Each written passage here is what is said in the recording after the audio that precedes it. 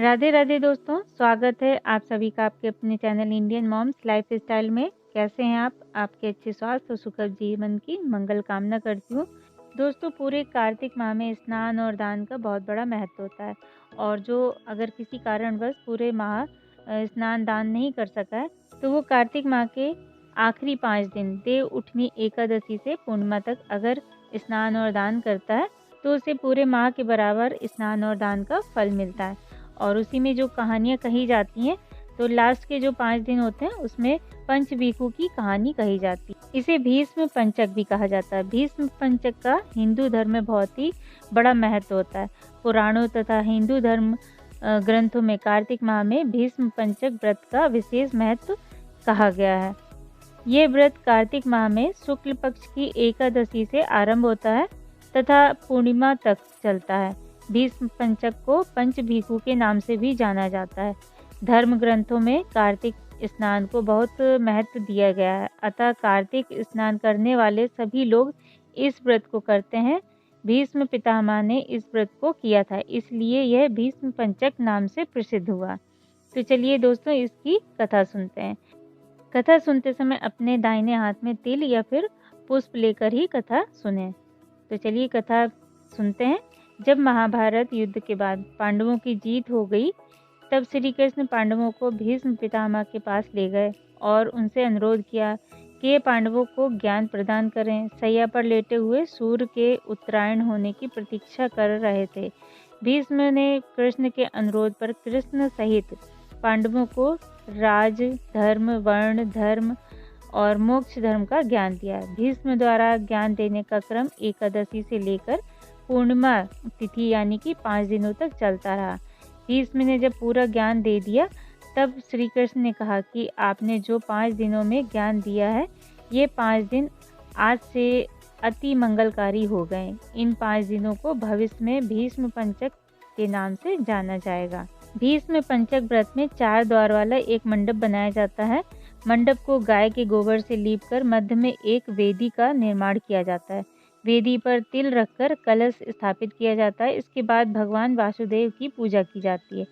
इस व्रत में कार्तिक शुक्ल एकादशी से लेकर कार्तिक पूर्णिमा तिथि तक घी के दीपक जलाए जाते हैं। भीष्म पंचक व्रत करने वालों को 5 दिनों तक संयम एवं सात्विकता का पालन करते हुए यज्ञादि कर्म करना चाहिए। इस व्रत में गंगा पुत्र भीष्म की तृप्ति के लिए श्राद्ध और तर्पण का भी विधान है। पंचभीखु व्रत में एक अन्य कथा का भी उल्लेख आता है। इस कथा के अनुसार एक नगर में एक साहूकार था। इस साहूकार की पुत्र वधू बहुत ही संस्कारी थी। वह कार्तिक माह में बहुत पूजा पाठ किया करती थी। कार्तिक माह में वह ब्रह्म मुहूर्त में ही गंगा में स्नान के लिए जाती थी। जिस नगर में वह रहती थी, उस नगर के राजा का बेटा भी गंगा स्नान के लिए जाता था। वह हैरान होता कि मैं इतनी जल्दी उठता हूँ स्नान के लिए, लेकिन कोई है जो मुझसे भी जल्दी उठकर नहा लेता है। कार्तिक माह में 5 दिन बचे थे कि एक दिन साहूकार की बहू को स्नान करके वापस जा रही थी। उस समय राजा का बेटा स्नान के लिए आ रहा था। आवाज़ सुनकर वह जल्दी जल्दी जाने लगी, लेकिन जल्दबाजी में उसकी माला मोजड़ी छूट गई। राजा के बेटे ने उसकी माला मोजड़ी उठा ली और सोचने लगा कि जिस स्त्री की यह माला मोजड़ी इतनी सुंदर है, वह स्त्री कितनी सुंदर होगी। उसने पूरे गांव में मुनादी करवा दी कि जिसकी यह तह माला मोजड़ी है, वह 5 रात मेरे पास आएगी। साहूकार के बेटे की बहू ने कहलवा दिया कि मैं 5 रात आऊंगी, लेकिन किसी को साग भरने बैठा देना। राजा के बेटे ने एक तोते को पिंजरे में बंद कर दिया, गंगा किनारे पेड़ पर टांग दिया।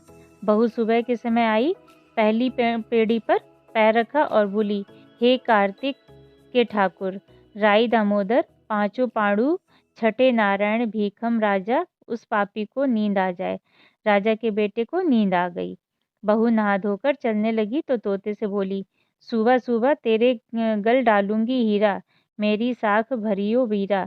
सुबह बोला कि कोई वीर भी साख भरता है क्या? वह फिर बोली, सुबह सुबह तेरे पग घालूंगी नेवर, साख भरियो मेरे देवर। सुबह ने कहा, ठीक है भाभी, मैं तेरी साख रखूंगा। वह तो कहकर चली गई। राजा का बेटा हड़बड़ा कर उठा और सुबह से पूछा।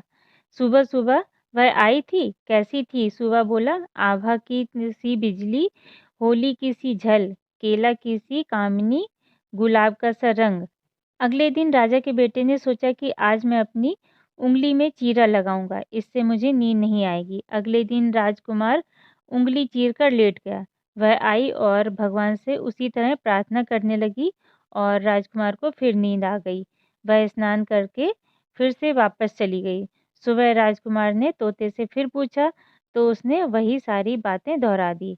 अब राजकुमार बोला कि मैं आज रात में अपनी आँखों में मिर्ची डालकर बैठूँगा। रात में वह मिर्ची डालकर बैठ गया। बहू फिर आई और प्रार्थना की, जिससे उसे फिर से नींद आ गई। राजकुमार ने तोते से बहू के आने की बात पूछी। उसने फिर बता दी। राजकुमार अब फिर सोचने लगा कि आज मैं बिना बिस्तरे के ही बैठूँगा और रात को बिना बिस्तरे के बैठ गया। जब वह स्नान करने आई तो उसने फिर भगवान से प्रार्थना की और राजकुमार को नींद आ गई। जब वह नहाकर जाने लगी तो आँख बंद करके चली गई। राजकुमार जब उठा तो वह जा चुकी थी। राजकुमार फिर सोच में पड़ गया और सोचने लगा कि आज मैं अंगीठी जलाकर बैठूँगा, जिससे नींद नहीं आएगी। फिर वह रात को अंगीठी रखकर बैठ गया। साहूकार की बहू आई और वह भगवान से प्रार्थना करने लगी कि आपने 4 रातें तो निकाल दी, अब यह रात और निकाल दो। भगवान ने उसकी बात रख ली और राजकुमार को नींद आ गई। जब वह नहाकर जाने लगी तो तोते से बोली कि इस पापी को कह देना कि 5 रातें पूरी हो चुकी है, वह मेरे मोतियों की माला मेरे घर भिजवा दे। सुबह राजकुमार की आँख खुली तो उसने तोते से पूछा, क्या वह आई थी? तो तोते ने कहा, हाँ, वह आई थी और उसने अपनी माला मंगाई है। यह सुन राजकुमार सोचने लगा कि वह तो सच्ची थी, तभी तो भगवान ने भी उसका साथ दिया। कुछ समय के बाद राजकुमार को कोढ़ हो गया। राजा ने ब्राह्मण को बुलाकर पूछा तो कि मेरे बेटे का शरीर क्यों जल रहा है? ब्राह्मण ने विस्तार से सारी बात राजा को बताई कि इसने क्या किया था। ब्राह्मण ने कहा कि इसने पतिव्रता स्त्री पर बुरी नज़र डाली, इसलिए यह इस रोग से पीड़ित हुआ। राजा ने इसके ठीक होने का उपाय पूछा तो ब्राह्मण ने कहा कि यह उस साहूकार की बहू को धर्म की बहन बनाए और रोज उसके नहाए हुए जल से यह स्नान करे, तब यह ठीक हो सकता है। राजा साहूकार की बहू की माला लेकर साहूकार के घर गया और बोला कि यह माला आपकी पुत्र वधू की है, इसे लें और आपकी बहू के नहाए हुए जल से मेरे बेटे को नहला दें। साहूकार बोला कि वह तो किसी पराये पुरुष का मुँह नहीं देखती, आप उसे इस नाली पर बैठा दीजिए।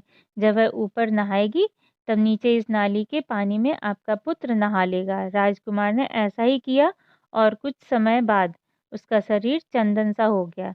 हे पंचभीखु देवता, जैसे आपने साहूकार की पुत्र वधू का सत रखा है, ऐसे ही सभी का रखना। और कहानी कहने, सुनने और हुंकारे भरने वाले की सभी की मनोकामना पूरी करना। तो ये थी पंचभीखु की कहानी। वीडियो पसंद आई हो तो लाइक और शेयर कीजिएगा।